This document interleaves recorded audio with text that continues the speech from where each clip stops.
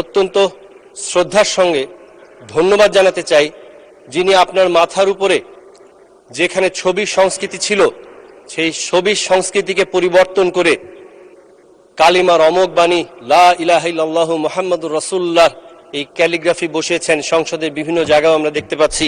আমরা সেই ইলিয়াস আলীকে এখনো খুঁজে পাইনি। মাননীয় স্পিকার, যাদের আত্মাহুতির কারণে আজকে আমরা এখানে দাঁড়িয়ে কথা বলছি তাদেরকে শ্রদ্ধার সাথে স্মরণ করি। গাইবান্ধা, রংপুর, কুড়িগ্রাম, নীলফামারীর 19টি আসনের মধ্যে মাননীয় স্পিকার, আমি বাংলাদেশ জাতীয়তাবাদী দল বিএনপির ধানের শীষের পতাকা নিয়ে একমাত্র সংসদ সদস্য হিসেবে এখানে একজন সংখ্যালঘু হিসেবে আছি। তাই প্রতিবেশীর হকের পাশাপাশি একটু সংখ্যালঘুর হকটা আদায় করার জন্য আপনার কাছে অনুরোধ জানাচ্ছি, মাঝে মাঝে হাত তুললে একটু খেয়াল করবেন। মাননীয় স্পিকার, অত্যন্ত শ্রদ্ধার সাথে স্মরণ করতে চাই, আপনার ঠিক মাথার উপরে সবার উপরে যে বিসমিল্লাহির রহমানির রহিম লেখা আছে, আমাদের এই গণপ্রজাতন্ত্রী বাংলাদেশের সংবিধানের এই বিসমিল্লাহর প্রবক্তা, বহুদলীয় গণতন্ত্রের প্রবক্তা শহীদ রাষ্ট্রপতি জিয়াউর রহমানকে, যিনি আজ থেকে 55 বছর পূর্বে অত্যন্ত ক্রান্তিকালীন সময়ে একটি ঘোষণার মাধ্যমে পুরো জাতিকে ঐক্যবদ্ধ করে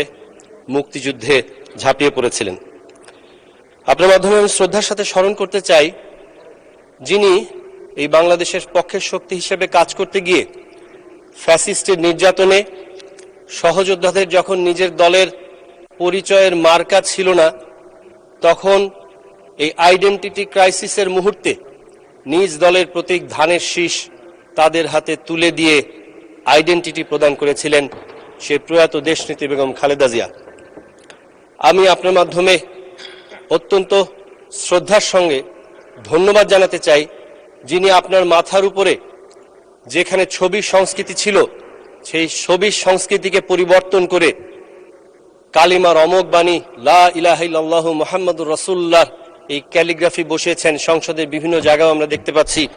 আমাদের দৃঢ়তা, দেশপ্রেম, অভিভাবকত্ব এবং অভিজ্ঞতার অবিসংবাদিত বাংলাদেশের মাননীয় প্রধানমন্ত্রী জননেতা জনাব তারেক রহমানকে আমি অত্যন্ত শ্রদ্ধার সঙ্গে ধন্যবাদ জানাতে চাই।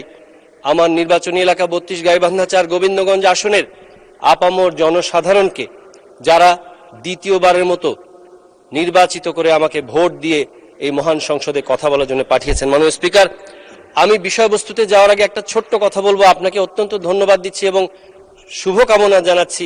রাজপথ থেকে আজকে সংসদ পরিচালনার সর্বোচ্চ আসনে আপনি বসে আমাদেরকে পরিচালনা করছেন। আপনার প্রতিবেশীর হক আপনি আদায় করার কথা বলেছেন। পাশাপাশি আমি একটু এতটুকু বলতে চাই, আমাদের রংপুর বিভাগের 8টি জেলার মধ্যে 4টি জেলা গাইবান্ধা, রংপুর, কুড়িগ্রাম, নীলফামারীর 19টি আসনের মধ্যে মাননীয় স্পিকার, আমি বাংলাদেশ জাতীয়তাবাদী দল বিএনপির ধানের শীষের পতাকা নিয়ে একমাত্র সংসদ সদস্য হিসেবে এখানে একজন সংখ্যালঘু হিসেবে আছি। তাই প্রতিবেশীর হকের পাশাপাশি একটু সংখ্যালঘুর হকটা আদায় করার জন্য আপনার কাছে অনুরোধ জানাচ্ছি, মাঝে মাঝে হাত তুললে একটু খেয়াল করবেন। মাননীয় স্পিকার, আমরা সেই ইলিয়াস আলীকে এখনো খুঁজে পাইনি। মাননীয় স্পিকার, যাদের আত্মাহুতির কারণে আজকে আমরা এখানে দাঁড়িয়ে কথা বলছি তাদেরকে শ্রদ্ধার সাথে স্মরণ করি। আজকে মাননীয় স্বাস্থ্যমন্ত্রী মহোদয় বরাবর আমি যে নোটিশটি দিয়েছিলাম এটি গ্রহণ করার জন্য আমি মহান সংসদকে ধন্যবাদ জানাচ্ছি।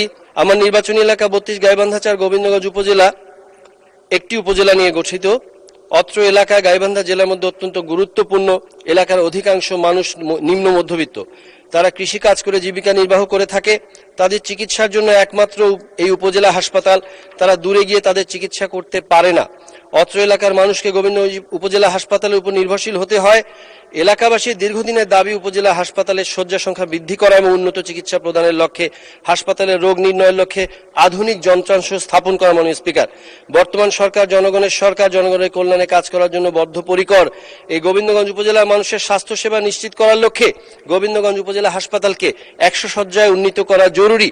উল্লেখ্য যে বিগত 2024 সালের অক্টোবর মাসে 100 শয্যা উন্নীত করার জন্য যে অবকাঠামো দরকার সে হাসপাতাল বিল্ডিংটা করা হয়ে গেছে এবং হস্তান্তর হয়ে গেছে। এখন শুধু 100 শয্যার যে অনুমোদন সেটা করলে তার যে অন্যান্য সাপোর্টিভ যে ফ্যাসিলিটি সেগুলো নিশ্চিত করা যায়। আমি আপনাকে জাস্ট এতটুকু উল্লেখ করে বলতে চাই, এখন 50 শয্যার যে সুবিধাগুলো আছে এখানে অপ্রতুল থাকার কারণে এই ওষুধপত্র এগুলো 2-3 মাসের মধ্যে শেষ হয়ে যায়। তাহলে 100 শয্যার যে প্রয়োজন তাতে অবস্থাটা কি দাঁড়ায়?